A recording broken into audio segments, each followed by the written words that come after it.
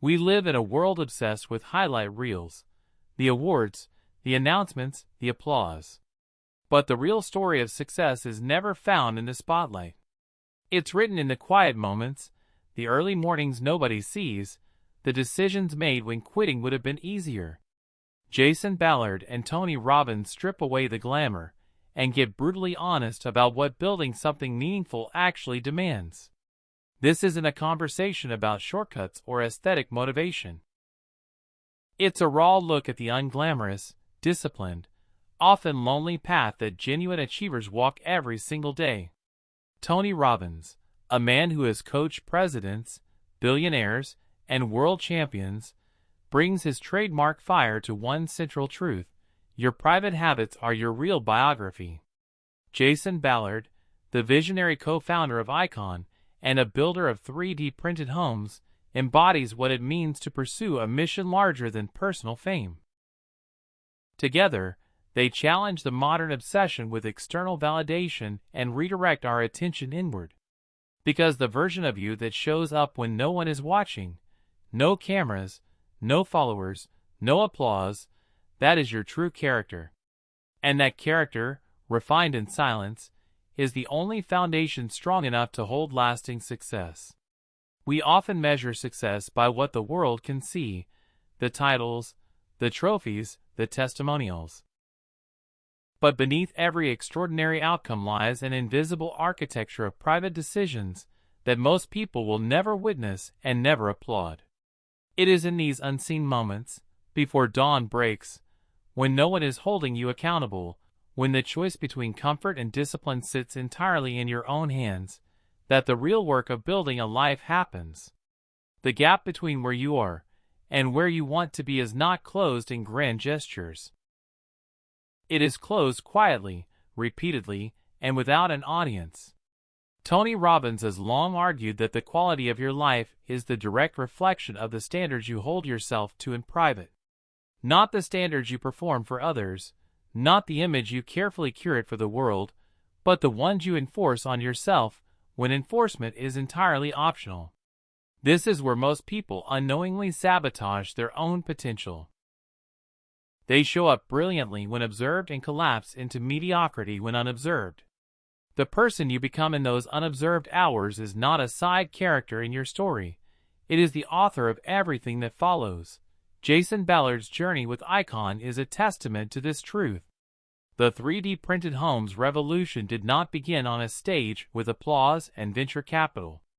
It began in rooms full of doubt, technical failure, and relentless iteration that nobody filmed or celebrated. The discipline required to keep pushing a radical idea forward, through skepticism, through setbacks, through the weight of uncertainty, was not born from external motivation. It was born from a private commitment to the mission that held firm even when all visible signs suggested walking away. Private discipline is not about perfection. It is about direction.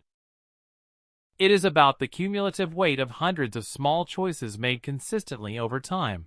Choices that individually seem insignificant, but collectively become the entire trajectory of a life.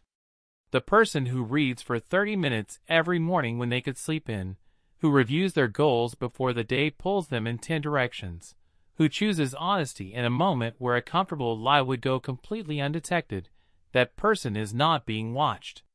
But they are being shaped. Every single time.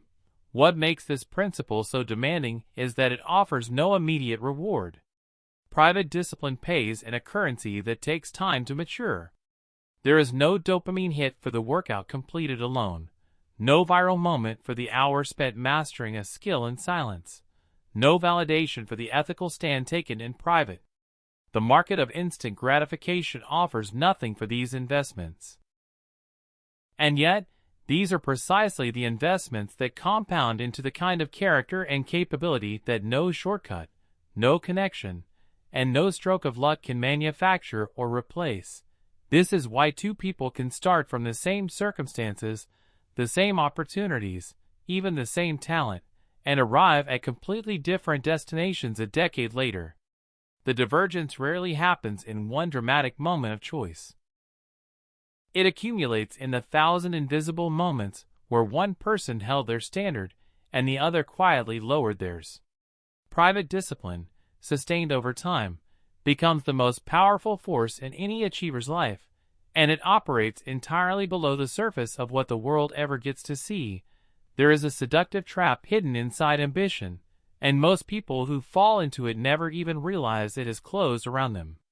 It is the trap of building for the wrong reason, of chasing success not as a byproduct of genuine purpose, but as a vehicle for validation.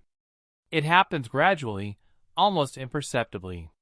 You begin with a real fire, a real hunger to create something meaningful, and somewhere along the way the mission quietly shifts. The work starts becoming about how it looks rather than what it does.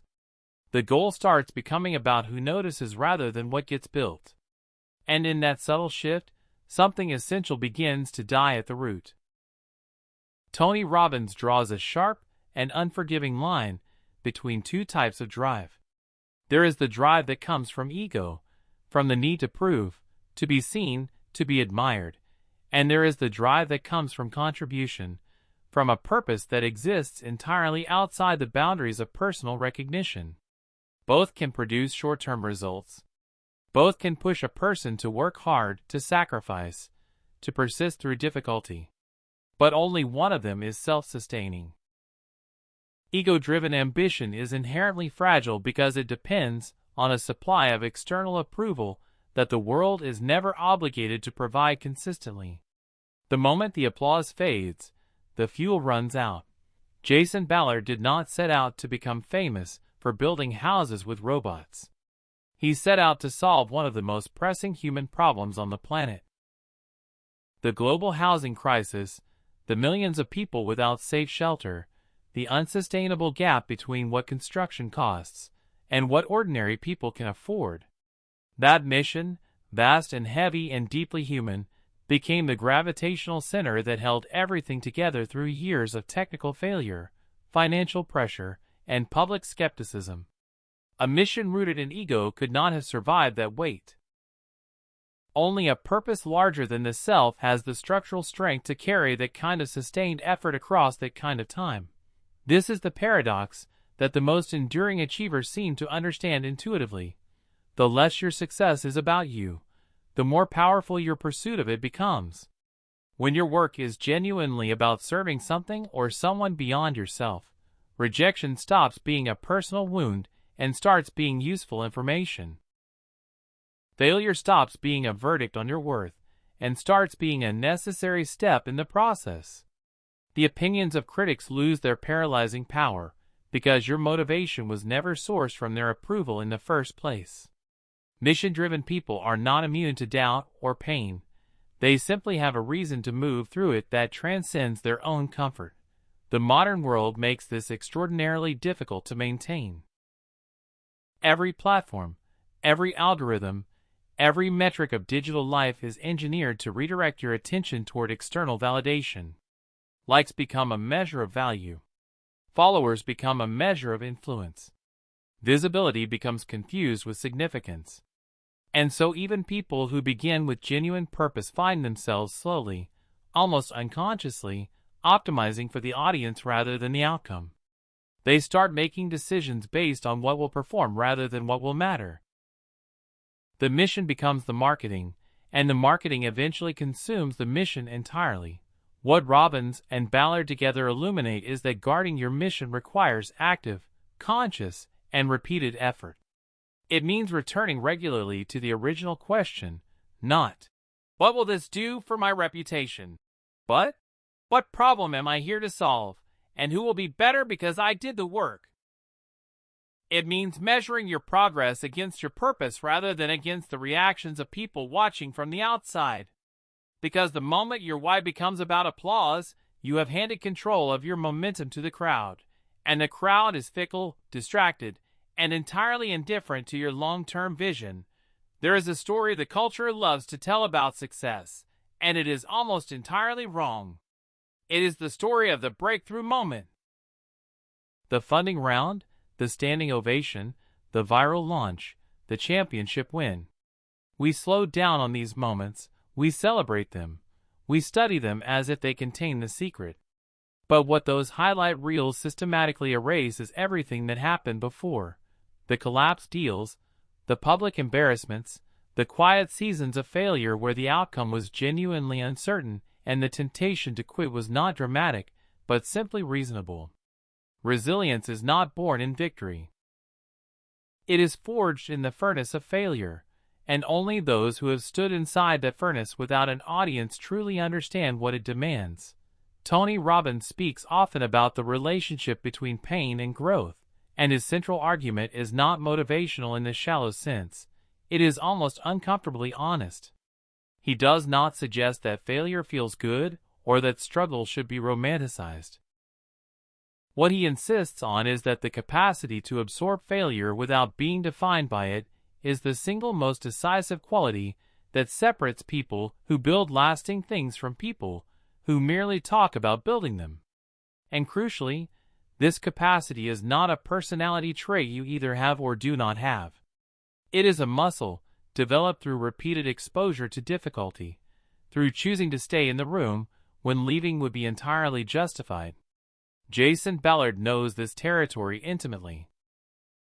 The path to revolutionizing construction with 3D printing technology was not a straight line of increasing momentum. It was a road littered with prototypes that failed, timelines that collapsed, investors who walked away, and moments where the gap between the vision and the reality was wide enough to swallow the entire enterprise. What kept the mission alive through those periods was not optimism in the naive sense. It was something harder and more durable. A willingness to look directly at what was not working, absorb the full weight of that reality, and then make the next decision anyway. That is what resilience actually looks like when no one is filming it.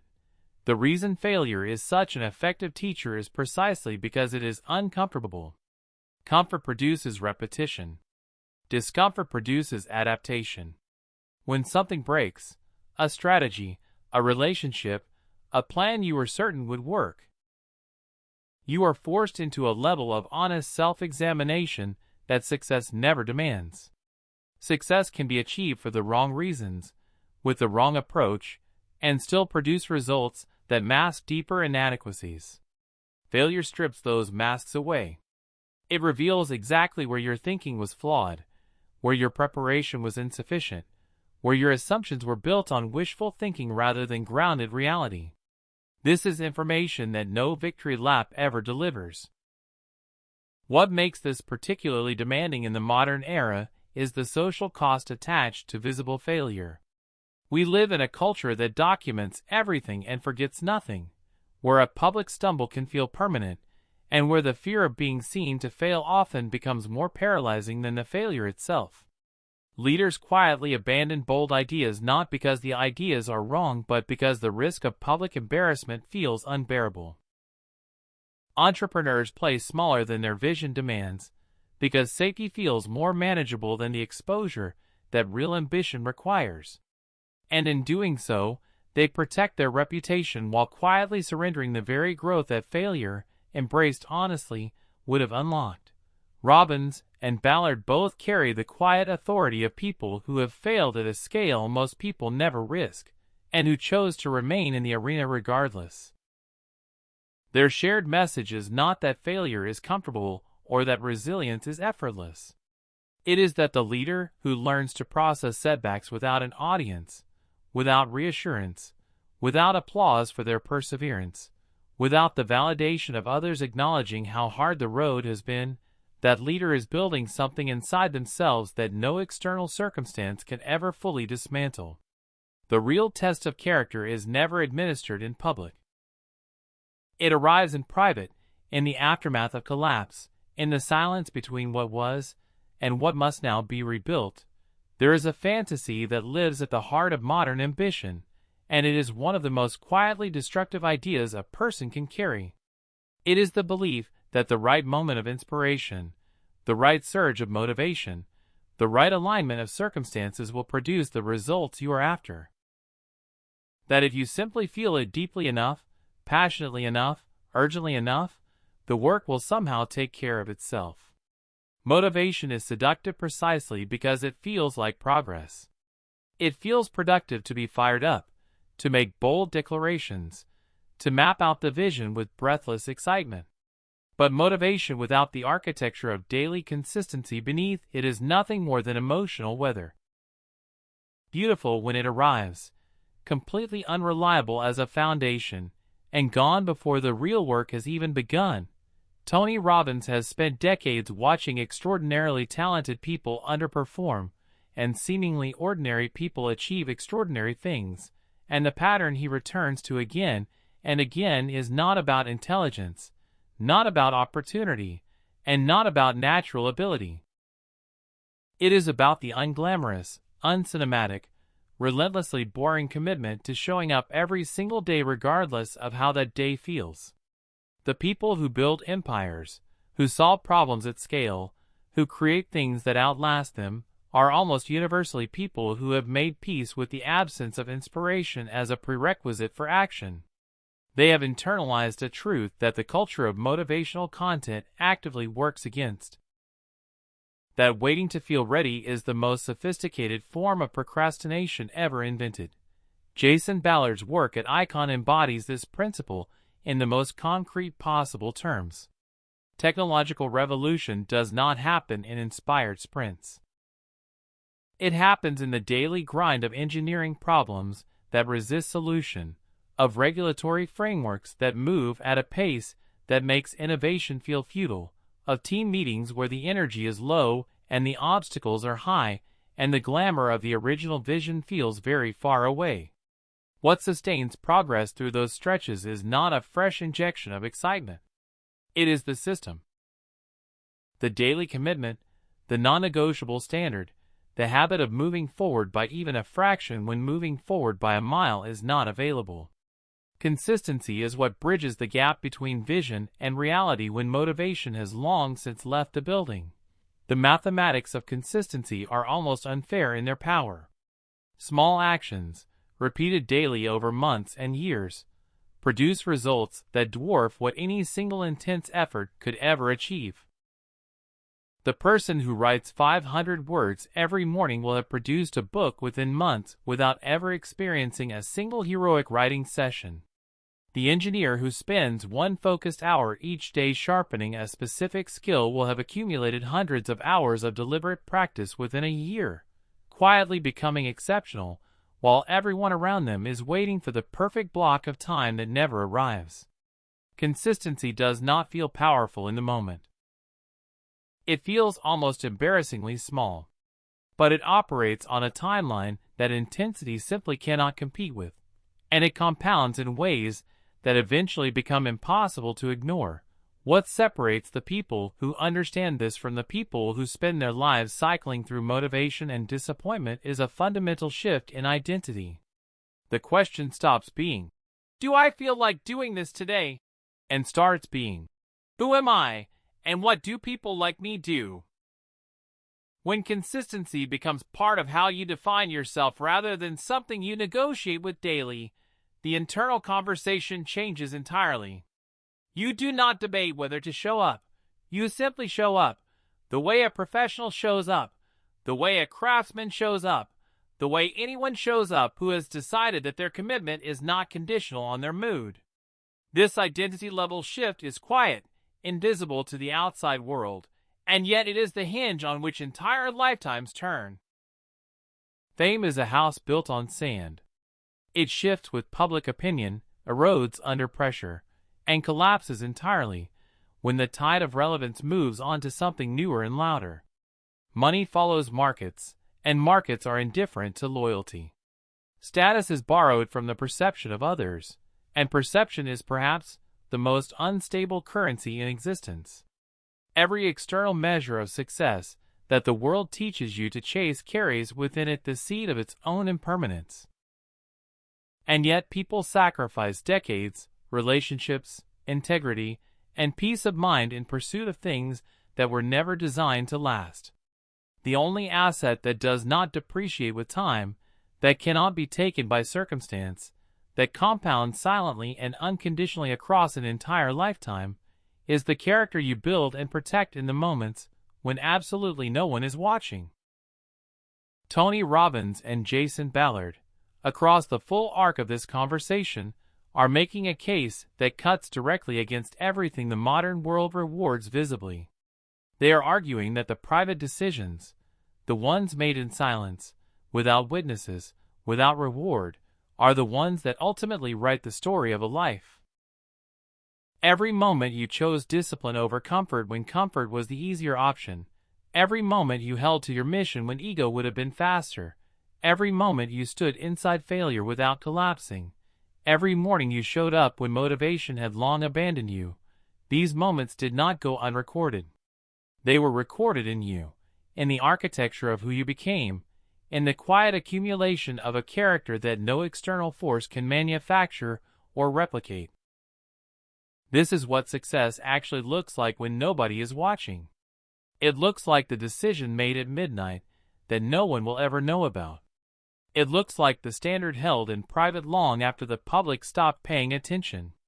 It looks like a person who is exactly the same whether the camera is on or entirely absent, whose integrity does not require an audience to remain intact. Jason Ballard and Tony Robbins do not just speak this truth.